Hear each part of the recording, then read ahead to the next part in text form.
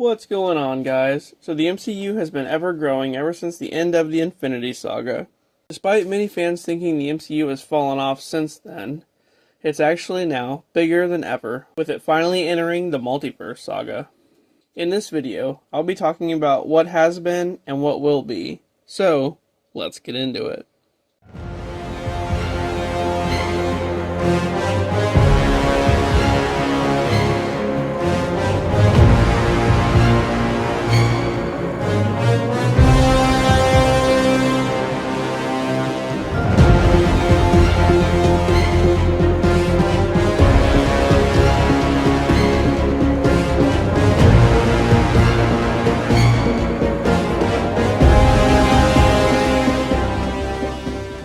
The Multiverse Saga started back in 2020 with Phase 4.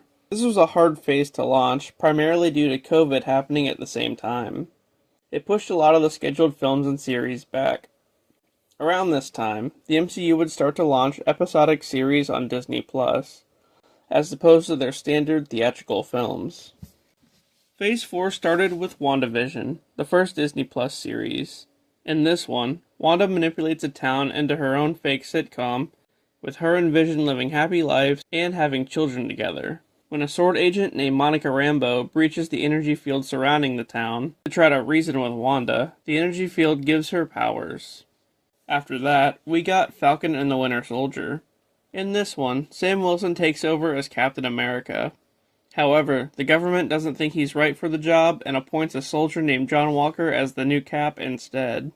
That is, until Walker kills people and Sam takes back the title. We then got the Loki series, where Loki gets captured by the Time Variance Authority, an agency that exists outside of time and space who monitor the sacred timeline, the natural order of things in the MCU.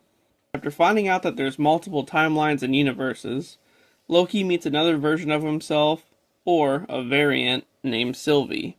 Together, they travel to the end of time to meet the Watcher of the Sacred Timeline, He Who Remains, which is the first time we meet a variant of who would be the big bad of the Multiverse Saga, Kang. Sylvie believes He Who Remains to have bad intentions and ends up killing him, leaving the Sacred Timeline unguarded. After this, when Loki returns to the TVA, he finds that a tyrannical variant of He Who Remains called Kang the Conqueror has taken over. After Loki, we got a few more theatrical films and some more Disney Plus series. Then, in December of 2021, came the third Spider-Man film, Spider-Man No Way Home, which would shed more light on the multiverse. After Mysterio unveiled Spider-Man's true identity to the world, Peter enlists the help of Doctor Strange to cast a spell that would make everyone forget. However, this affects everyone, and no one remembers him at all. But it also brings in villains from other timelines, namely Tobey Maguire's universe and Andrew Garfield's. This would show that all three Spider-Men are from different universes, but all their universes are intertwined now. After that, we got the Moon Knight series. Then, Doctor Strange 2, which had Doctor Strange befriend a multiverse-hopping girl named America Chavez. After Wanda gets corrupted by an evil book of spells called the Darkhold, she wants America's power for herself so that she can search the multiverse for a timeline where her children are actually real. Discovering this, Strange and America travel the multiverse until they find a timeline where they don't have an Avengers, but a team called the Illuminati. Wanda arrives and takes them all out single-handedly. Also, in this one, we learn that the sacred timeline is in shambles, and universes have collided together, causing what's called an incursion, complete destruction of those timelines and everyone in them. Following this, we get a Ms. Marvel series, another Thor movie, a She-Hulk series, and Black Panther 2. Phase 5 begins in 2023 with Ant-Man 3, or Ant-Man and the Wasp: Quantumania. In this one, we get a full-on look at Kang the Conqueror, as he's the main villain of the film. Ant-Man the Wasp and Ant-Man's daughter Cassie all get trapped in the quantum realm, a subatomic world, where they find Kang, who at first seems like a lonely time traveler who got trapped there. However, soon enough, you learn that he was actually in prison there, and that he plans on dominating the multiverse when and if he ever gets out. So he battles Ant-Man, who ends up barely surviving the fight, but he does manage to teleport and or kill Kang. It's really hard to tell. We then get a mid-credit scene that introduces us to the Council of Kangs, a group of Kang variants including Rama Tut, Scarlet Centurion, and Immortus, who all plan on taking over the multiverse as well. And there's also like millions of Kangs with them. So far, this was going to be the plot of the next Avengers film, Avengers Kang Dynasty.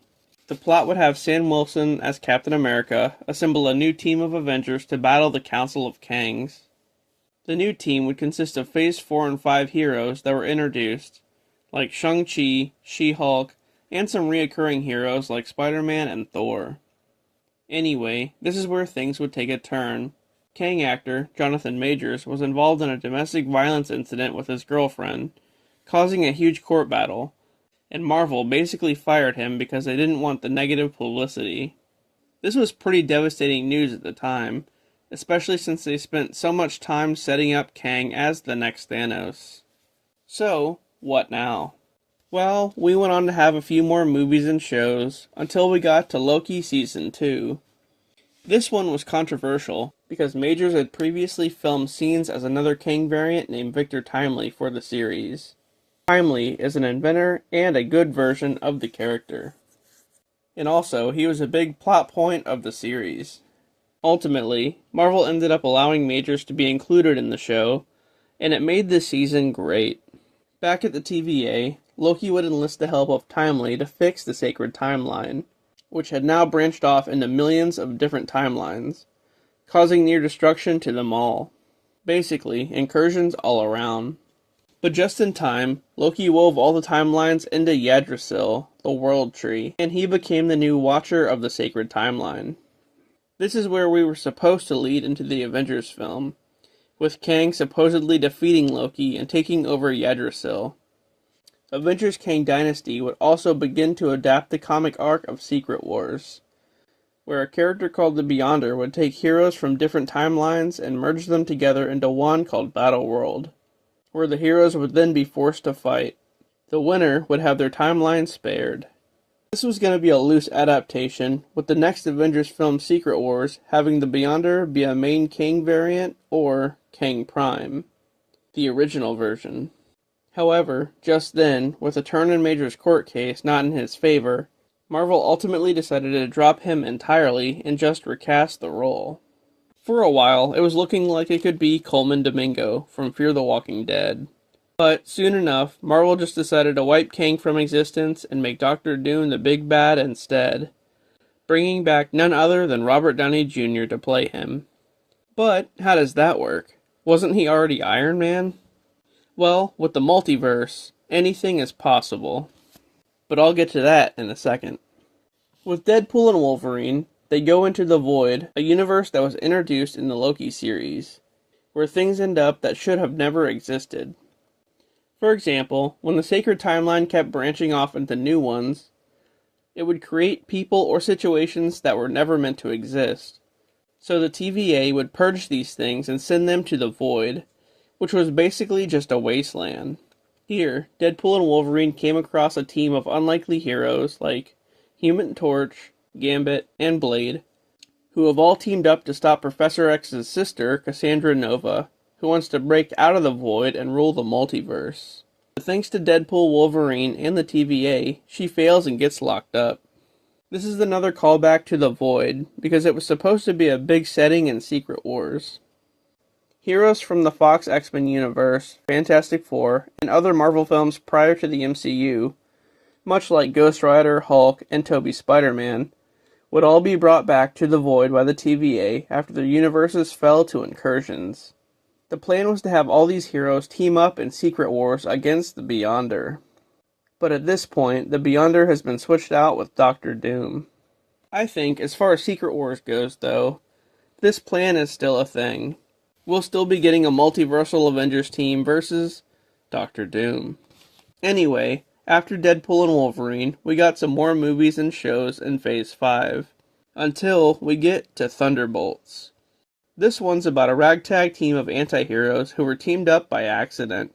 The head of the CIA, Valentina Allegra de Fontaine, hired these anti-heroes to perform various missions and then sends them all to be killed off. pretty much deeming them all loose ends. It's here they meet Bob, one of Valentina's experiments, who is stronger than all the Avengers combined. However, he has a split personality, which just so happens to also be called Void.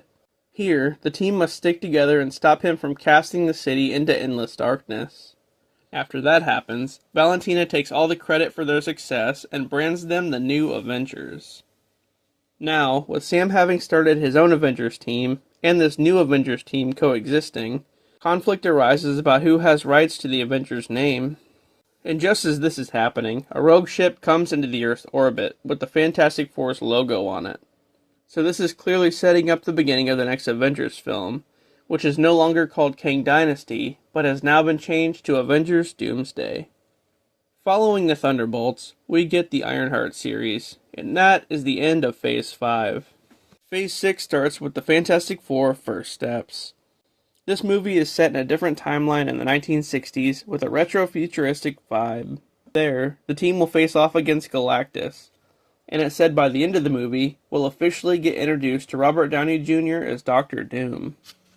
Now, as I said earlier, he had already played Iron Man for many years, so how could he also be Doctor Doom? Well, originally, Marvel's plan was to have Doctor Doom be an Iron Man variant from another timeline. In that timeline, after defeating Thanos with the Infinity Stones, Iron Man doesn't die. But his knowledge of time travel causes him to keep meddling in it to the point to where he's all-knowing and he gets corrupted, leading to him eventually becoming Doctor Doom. That actually sounds terrible, and that's nothing like the comics. So, Marvel changed it. Then they said the Iron Man we knew from Infinity Saga was actually just a Doctor Doom variant the whole time. Again, that just sucks. Marvel changed it again, and this time, they're just two separate people. Two characters that just happen to look exactly the same. I guess that's okay, but it's still weird. Anyway, after a few more Disney Plus series, we'll get the next Avengers film. In this one, Sam's Avengers, the New Avengers, and the Fantastic Four will all have to team up to stop Doom from assembling Battleworld out of the remnants of the incursions that have happened.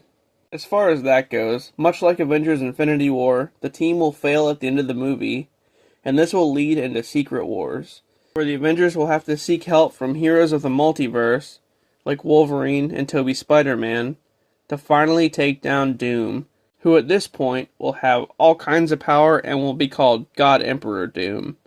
Pretty much unbeatable. In addition to that, we're supposed to be seeing a Council of Reeds in this one, and Peter's finally going to get the symbiote. So that's pretty exciting. However, Secret Wars will be Doctor Doom's last appearance in the MCU. So technically, he's only in 3 movies. Fantastic Four, Doomsday, and Secret Wars. Not so great for the next big bad, but keep in mind, originally it was supposed to be Kang. With that being said, after Secret Wars, the MCU will enter the Mutant Saga with Phase 7. Well, there you go guys, a breakdown of the entire Multiverse Saga and what leads up to Avengers Doomsday.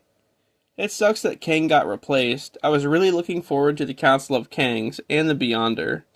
But Robert Downey Jr. as Doctor Doom is still intriguing enough. I can't wait to see what they do with the character. Alright guys, thanks for watching, and I'll see you later.